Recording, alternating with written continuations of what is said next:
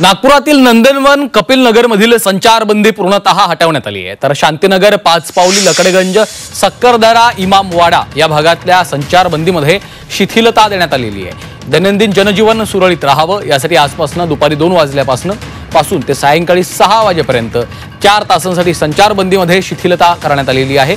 दुसरीकडे हिंसाचार झालेल्या भागात संचारबंदी कायम ठेवण्यात आली आहे। पुढील आदेशापर्यंत संचारबंदी कायम राहणार आहे।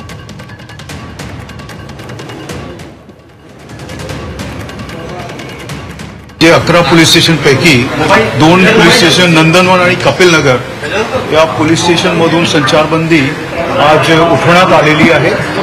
तसेच परिमंडल 3 जे आहे त्याच्यात लक्कडगंज, पाचपावली, शांतीनगर, परिमंडल 4 मध्ये सक्करदरा आणि इमामवाडा, परिमंडल 5 मधील यशोधरा नगर याच्यात संचारबंदीमध्ये 2 तासाची सूट देण्यात आलेली आहे।